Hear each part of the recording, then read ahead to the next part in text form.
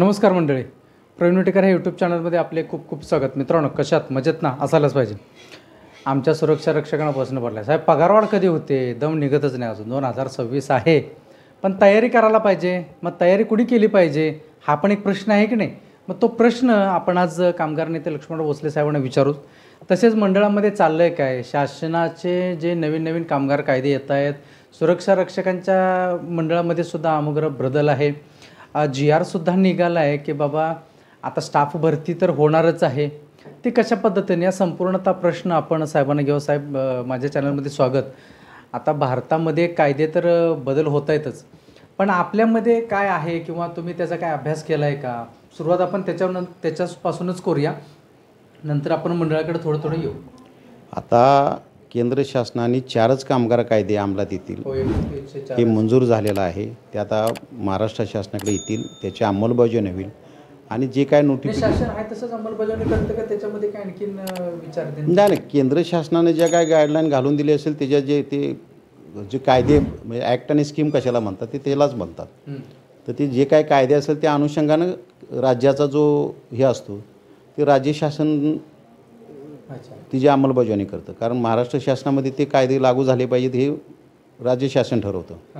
बरोबर. आता त्याच्यामध्ये जे काय नोटिफिकेशन निघेन किंवा जे काय निघाले असतील काय त्याचा आपण सखोल चौकशी करू, अभ्यास करू, माहिती घेऊ. काय आता आपण पूर्ण माहिती नसताना बोलणं ते कामगारांच्या हिताचे आहेत की कामगारांना मारक आहेत काय ह्याच्यावरती सखोल अभ्यास केला पाहिजे. आपल्या सुरक्षा रक्षकांच्यासाठी पण त्याच्यामध्ये येतो ना आपण शॉप अँड ॲक्टमध्ये? नाही, आपण शॉप अँड ॲक्टमध्ये येतो बरोबर, पण हिने जे 4 कायदे फक्त ठेवलेले आहेत ह्याच्यामध्ये काय काय रद्द झालं आहे हा लक्षात हे बघितलं पाहिजे. त्यांच्यामध्ये कामगार संघटनांची भूमिका काय, कारण त्यांनी सर्व स्ट्रक्चर बदललं आहे. आता हे सर्व स्ट्रक्चर बदलल्याच्यानंतर त्याचा अभ्यास केला पाहिजे.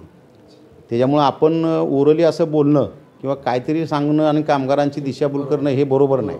त्याच्यामुळे याचा सखोल आपण अभ्यास करू, माहिती घेऊ आणि त्याच्या अनुषंगानं आपण ती चर्चा करू. म्हणजे सर्व कामगारांना आपल्या सुरक्षा आपला कायदा वेगळा आहे. ॲक्ट आणि स्कीम हे सुरक्षा रक्षक मंडळ आशिया खंडामध्ये हे पहिलं असं आहे की माथाडीच्या धर्तीवरती बनवलं आहे. त्याच्यामुळं काय कायदा आपल्याला लागू आहेत काय नाहीत हे सर्व याचा अभ्यास करूनच आपण कामगारांच्या पुढे ते ठेवू, सुरक्षा रक्षकांच्या पुढे. नक्कीच आहे. पण आत्ता सध्या आपण पाहतोय की युनिट जे आहे ते कमी होत आहेत. आता याला मी सुद्धा एक प्रश्नचिन्ह उपस्थित केलं की याला जिम्मेदार कोण आहे बाबा? सुरक्षा रक्षक आहेत, सुरक्षा रक्षक मंडळ आहेत की शासन आहे की तेथील ॲडमिनिस्ट्रेशन आहे? असं का होतं आहे की युनिट आता कमी कमी होत चालले आहेत? खाकी गणवेश झालं तर सगळे सुरक्षा रक्षक आम्हाला कमेंट्समध्ये असायच्या की साहेब खाकी गणवेश झाला की युनिट आपली वाढतील, पण युनिटच वाढणं झालेत. मग काय असं कारण काय असू शकतं?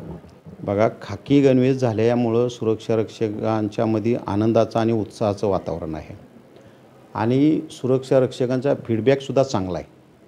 मला APMC मार्केटचे सुरक्षा रक्षक भेटले, शिडकोचे सुरक्षा रक्षक भेटले, मोठमोठ्या आस्थापनांचे काही हॉस्पिटलचे सुरक्षा रक्षक भेटले की साहेब आता आमच्याकडे बघण्याचा दृष्टिकोन समोरच्यांचा फार वेगळा आहे, म्हणजे चांगला आहे. पण हा आनंद आपला किती दिवस टिकतो आहे बघा. खाकी गणवेश हा सुरक्षा रक्षकांची राहणीमान उंचावण्यासाठी ठीक आहे, पण आस्थापनात जे जात आहेत त्याला ॲडमिनिस्ट्रेशन ढिसाळ म्हणजे कमकुवत, म्हणजे याला शासनाची उदासीनता म्हणतात. आता ती उदासीनता का म्हणतात? आज रायगड बोर्डाचं तुम्ही उदाहरण घेतलं तर तिथं वेटिंगला एवढी लोक आहेत, सुरक्षा रक्षक मंडळामध्ये स्टाफ नाही, अंमलबजावणी यंत्रणा ठप्प आहे. आता ज्या वेळेला हे नवीन म्हणजे आता हे सरकार आल्याच्यानंतर आपण कामगार मंत्री महोदयांच्याकडे विषय मांडल्याच्यानंतर आता तिथं तिने लेबरचे इन्स्पेक्टर दिलेले आहेत, निरीक्षक, आणि आता इन्स्पेक्शन वगैरे जोरात चाललेलं आहेत, सामूहिक भेटी त्यांच्या चाललेल्या आहेत. आता तिथं चित्र बदलेल.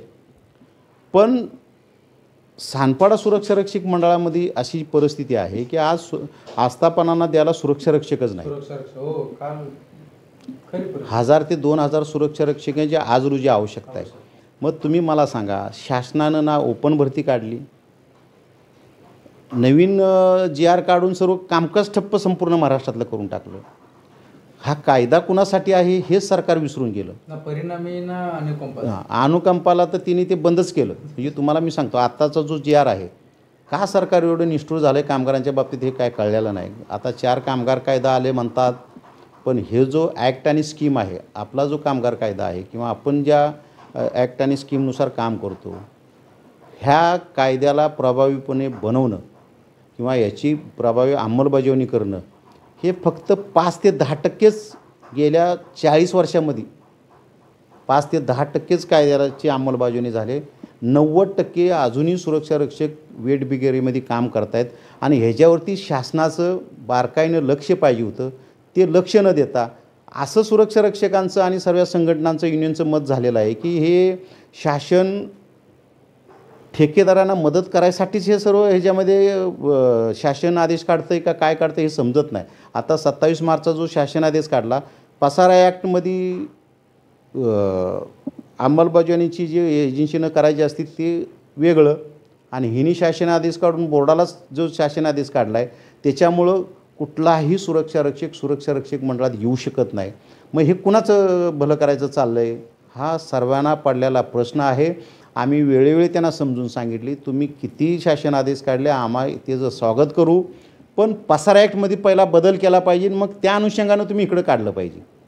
कारण पसारा ॲक्टनुसार एजन्सीवाले सुरक्षा रक्षकांना कामावरती ठेवतात आणि त्यांची अंमलबजावणी करण्यासाठी म्हणजे त्यांना सुरक्षा रक्षक मंडळासारखे फायदे मिळवून देण्यासाठी सुरक्षा रक्षक मंडळ निर्माण केलं आहे. तर त्यांनी काढलेला जो आदेश आहे काय तो त्यांना मारक आहे. सुरक्षा रक्षक मंडळ कसं चालेल मला सांगा. आज वेटिंगला सुरक्षा रक्षकच नाहीत किंवा जे कायद्याची अंमलबजावणी करायची, तुम्ही मला सांगा 6-6 महिने पगार देत नाहीत आस्थापना. बघा सुरक्षा रक्षकांच्या ह्यांनी त्या शासन आदेशमध्ये काढले की 1 महिना आगाऊ पेमेंट जमा केलं पाहिजे. कुठल्या सरकारी आस्थापना कुठल्या प्रायव्हेट आस्थापना 1 महिन्याचं करणार. 1 वर्ष त्यांनी कामावरती ठेवलं पाहिजे असं त्यांनी स्टॅम्प म्हणजे ॲफिडेविट करून दिलं पाहिजे. मला सांगा 1 वर्ष कामावर ठेवायला काय हे अशी बंधनं सन्माननीय पंतप्रधान नरेंद्र मोदी साहेबांनी एक खिडकी सर्व कायदे कमी करीत चाललेत आणि ही कायदे लादत चाललेत. म्हणजे मालकांना त्रास देण्याचंच काम चालू आहे. सुरक्षा रक्षक मंडळ बंद पडण्याच्या दृष्टिकोनात आहे.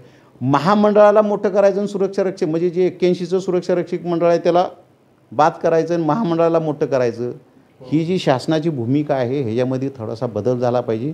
आता आम्हीसुद्धा आता त्याच्यावरती माझा अभ्यास चालून मी पत्रव्यवहार बनवतो आहे. 81 पासूनचं शासन आदेश आणि त्यामुळं होणारे परिणाम आणि भ्रष्टाचार कधीपासून चालू झाला आणि कशामुळं झाला हे संपूर्ण रेकॉर्डवर आणून शासनाच्या सन्माननीय मुख्यमंत्री महोदय, मुख्य सचिव, प्रधान सचिव, कामगार मंत्री यांच्या निदर्शनास आणून द्यायचं माझं आता सध्या त्याच्यावरती काम चालू आहे. कारण हे शासन आदेश काढून कायद्याला फायदा झाला पाहिजे का नुकसान झालं आहे ह्याचा सारा अभ्यास चालू आहे. पण हे सन्माननीय मुख्यमंत्री, कारण मुख्यमंत्री महोदयांनी हे सुरक्षा रक्षक मंडळ वाचवण्यासाठी फार प्रयत्न विधानसभेत केलेले आहेत. ते आमदार साहेब असताना लक्षवेधी मांडून हे सर्व करून आम्ही हे त्यांच्या निदर्शनास आणून कामगार मंत्री महोदयांच्या पण निदर्शनास आणलेलं आहे. पण त्या अधिकारी वर्ग त्यांना जे सांगतायत काय ह्याच्यामध्ये ज्या दिवशी कामगार मंत्री महोदयांच्या लक्षात येईल की हे चुकीचं आहे आणि हे बरोबर आहे त्यावेळेला ते सुद्धा धडाडीनं सर्व काम व्यवस्थित करून टाकतील.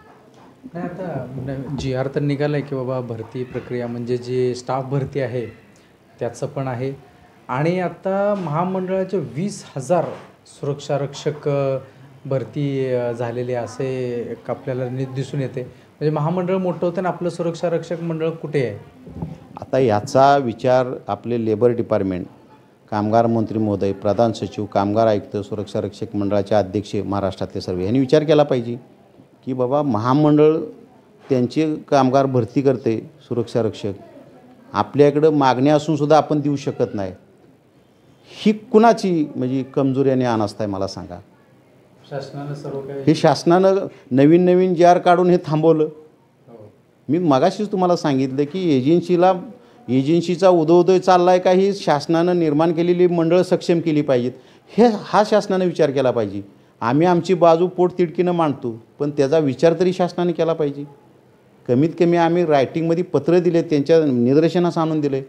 मी मागंही सांगितलं विधी व न्याय विभागाचा जो शासन आदेश आहे त्याची जर अंमलबजावणी जर केली तर सरकारी आस्थापनामध्ये एकही एजन्सीचा किंवा महामंडळाचा सुरक्षा रक्षक काम करू शकत नाही. सुरक्षा रक्षक मंडळाचीच त्यांना ठेवायला लागणार. आणि तो शासन न्याय आणि विधी विभागाचा असा आहे की ज्या वेळेला टेंडर काढत होते सरकारी आस्थापना त्यावेळेला तो 2014ला काढलेला आहे आणि त्याच्यात त्यांनी सांगितलेलं आहे की कोणत्याही स्थानिक स्वराज्य संस्था, नगरपालिका, महानगरपालिका ह्या सर्वांना त्यांनी आदेश दिलेत की तुम्ही कुठंही टेंडर काढायचं नाही असं ते त्या शासनादेशामध्ये सांगतंय. विधी आणि न्याय विभागाचा जो शासनादेश आहे की टेंडर न काढता ज्या ज्या महाराष्ट्रामध्ये सुरक्षा रक्षक मंडळ जिल्ह्यामध्ये तिथं पहिली तुम्ही नोंदणी, तुमची मागणी नोंद करा आणि त्या फर्स्ट नंबरलाच आहे त्या JR मध्ये. हा विषय फर्स्ट नंबरलाच आहे पहारेकऱ्याच्या ह्याच्यावर. आणि मगच पहारेकऱ्याची तुम्ही जर त्या सुरक्षा रक्षक मंडळानं तुम्हाला रायटिंगमध्ये दिलं की आम्ही सुरक्षा रक्षक पुरवू शकत नाही तरच तुम्ही निविदा काढायच्या, अन्यथा निविदाच काढायच्या नाहीत. काही सरकारी आस्थापना सांगतात की आम्ही एवढा पगार देऊ शकत नाही. त्याच्यासाठी सुद्धा त्या 21 नंबर 22 नंबरला त्यांनी सांगितलं आहे त्या शासन आदेशामध्ये की जे महाराष्ट्रातील सुरक्षा रक्षक मंडळ पगार निर्धारित करतील सुरक्षा रक्षकांना तो देणं बंधनकारक आहे असं त्या शासन आदेशामध्ये. परत 2006चा आहे लेबर डिपार्टमेंटचा आदेश की सर्व सरकारी आस्थापनांनी सुरक्षा रक्षक मंडळाचे सुरक्षा रक्षक घेतले पाहिजेत. मग आरोग्य खातं, तुमचं बाकीची जी खाती, हे आता जे न्यायाधीशांना संरक्षणासाठी न्यायालयाच्या ठिकाणी सरकारी आस्थापना जे महामंडळाचं ठेवतं ते कशासाठी? एक मागणी आहे. सन्माननीय हसन मुश्रीफ साहेब RR असताना गृहमंत्री त्यावेळेला एक बैठक झालेली होती. त्या बैठकीमध्ये असं ठरलेलं होतं की हत्यारी सुरक्षा रक्षक त्या महामंडळाला नाव द्या. कुठल्या? MSFला हत्यारी सुरक्षा रक्षक महामंडळ. आणि हत्यारी तिने पुरवायचं आणि सिव्हिलियन आपण पुरवायची. आणि ह्या महामंडळामुळं सुरक्षा रक्षक मंडळाचा एकही सुरक्षा रक्षक बेकार होता कामा नये. ही विधानसभेमध्ये झालेली चर्चा आहे, बैठकीमध्ये झालेली ठराव आहेत. ह्याच्यावरती कोणी अभ्यास करत नाही किंवा कोणी मांडत नाही आणि हे मोठं दुर्दैव आहे. म्हणून मला सांगायचं आहे महाराष्ट्र शासनाला सन्माननीय मुख्यमंत्री फार डॅशिंग आहेत, लक्षात घ्या. हे ज्या वेळेला त्यांच्या लक्षात येईल, आता आणून द्यायचं आमचं काम चालूच आहे, ज्यावेळेला लक्षात येईल त्यावेळेला खरंच ह्याच्यामध्ये आमूलगा बदल घडतील आणि सुरक्षा रक्षक मंडळ मोठ्या ताकदीने पुढे येतील या अपेक्षा बाळगायला काही हरकत नाही. मी पण तुमच्यासारखा सामान्य माणूसच आहे, पण कधीतरी सूर्य उगवल काय आणि उजेड पडेल हीच अपेक्षा बाळगायला काय हरकत आहे. आमदार किसन कोथळे साहेब म्हणले तेच की बाबा आपण मुख्यमंत्र्यांकडे बैठक आपण लावूच, त्याची तुमची तयारी चालूच आहे पत्राची. आपण साहेब आता पगारवाढीचा संदर्भ येतो आहे. 2026 म्हणले की पगारवाढ आहे. आपण पाठीमागे सुद्धा एक मी व्हिडिओमध्ये बोललो होतो की बाबा याच्यामध्ये चूक न होता आता एक चांगल्या प्रकारे चांगलं सर्वांनी काहीतरी नियोजन करून एक पुढं केलं पाहिजे अशी अपेक्षा आहे. परंतु सुरक्षा रक्षकाचा उत्साह जो आहे ना तो फार कमी दिसतोय आणि फक्त व्हॉट्सअप आणि फेसबुकमध्येच गॉसिपवरती गप्पा करून काय त्याचा उपयोग होणार नाही. रस्त्यावरती उतरल्याशिवाय पगारवाढ ही होईल का? आणि आत्ता काय दिसतंय तुम्हाला चित्र पुढं? नाही, सुरक्षा रक्षकांनी पॉझिटिव्हली सर्व घेतलं पाहिजे. बघा, नोकरी टिकलं तर तुम्हाला पगार मिळणार आहे, हो बरोबर. आणि तुम्ही नोकरी करत असताना ज्या वेळेला तुम्ही संघटनेच्या पाठीशी उभे राहाल त्यावेळेला ती जोमाने लढणार आहेत काय. हा जो दुवा आहे तो सर्व सुरक्षा रक्षकांनी साधला पाहिजे, लक्षात घ्या. आणि सुरक्षा रक्षकांनी फेसबुक व्हॉट्सअपवरती न बोलता काय तिने सजेशन चांगलं करावं ही आमची त्यांच्याकडनं अपेक्षा आहे. पण सर्व संघटनांची युनियनची कार्यालय आहेत, कुणी ना कुणी त्या संघटनेची युनियनशी बांधील असेल, जाऊन त्यांनी बोललं पाहिजे, त्यांच्या मागं लागलं पाहिजे, त्यांना सांगितलं पाहिजे. आहे तर काय मिळेल अशी अपेक्षा नाही धरायची, बरोबर आलं लक्षात.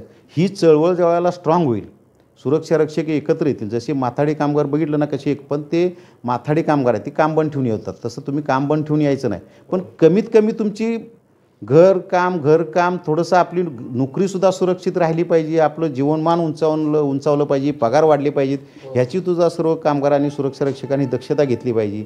आता किमान वेतन बघा, मध्यंतरी आपण आवाज उचलला, कुठल्याही सुरक्षा रक्षकाने त्याला प्रतिसाद दिला नाही. हे तुम्ही तुमच्या यूट्यूब चॅनलवरती सर्वांना आव्हान केलेलं होतं. किमान वेतनामध्ये बदल झाला पाहिजे. मी सुरक्षा रक्षक मंडळाकडं शासनाकडे याचा पाठपुरावा केला. आता कामगार कायदे बदललेत, केंद्रानं पण काहीतरी किमान वेतनाची भूमिका बदललेली आहे.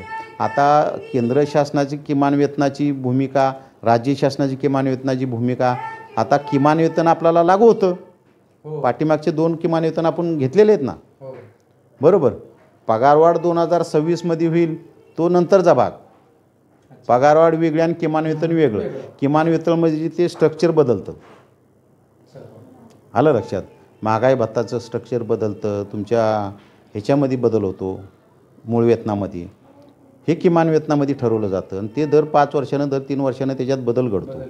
किमान वेतनाचा भाग वेगळा आहे आणि पगारवाढ आपली जी होती ती भाग वेगळा आहे आणि महागाई भत्ताचा भाग वेगळा आहे. हे 3 पगारवाढीचे पैलू आहेत. तर ह्याच्यावरती आपण प्रयत्न करतोयच काय, पण सुरक्षा रक्षकाने फक्त त्याच्यात सहभागी झालं पाहिजे अशी माझी हात जोडून सर्व महाराष्ट्रातील सुरक्षा रक्षकांना विनंती आहे. नाही, महाराष्ट्रातले कारण बऱ्याचशा जिल्ह्यामध्ये काय आता जी मागे पगारवाढ झाली पाहिजे ती झालीच नाही आहे, अजूनपर्यंत त्यांची पेंडिंगच आहे. आणि आता 2026मध्ये संपूर्ण महाराष्ट्रामध्ये शासनाला करण्याची आपण याच्यामध्ये बदल घडवून आणणार ही काळ्या दगडावरची रेग आहे. कोण काय म्हणतं तिकडे आपण कधी लक्ष देत नाही. मी ज्या वेळेला बदलापूरमध्ये आलो आहे, आमदार साहेबांना भेटलो, किसन कतोरे साहेबांनी मला एकच वाक्य विचारलं, आपण लावलेल्या बैठकीचा फॉलोअप तुम्ही घेतला का, नसेल काय होत तर आपण मुख्यमंत्री साहेबांच्याकडे लावू. हे त्यांनी मला 2-3 वेळा सांगितले. त्याच्यामुळं आपण बदल घडवून आणणारच. किसन कतोरे साहेबांच्या माध्यमातून पगारवाढीची सुद्धा बैठक आपण लावणार, त्याच्यात बदल घडवून आणणार. कारण बदलापूर, अंबरनाथ म्हणजे ह्या साईडला जे सुरक्षा रक्षक मुंबईमध्ये परवडत नाही घरं, ह्या साईडला जी घरं घेऊन राहतात काय, त्यांची अपेक्षा आहे, बरोबर. ह्याच्यामध्ये आपण बदल नक्की घडवून आणणार. त्याच्याबद्दल काय कुणी तीळ मात्र शंका बाळगण्याचं काय कारण नाही. धन्यवाद साहेब, तुम्ही संपूर्णतः माहिती दिली त्याबद्दल. आपल्या सर्वांना सुरक्षा रक्षकांना समजलं असेल की काय प्रश्न राहिले असतील तर कमेंट्स बॉक्समध्ये नक्कीच लिहा. मित्रांनो, व्हिडिओ आवडल्यास लाईक करा, शेअर करा, चॅनल सबस्क्राईब करायला विसरू नका.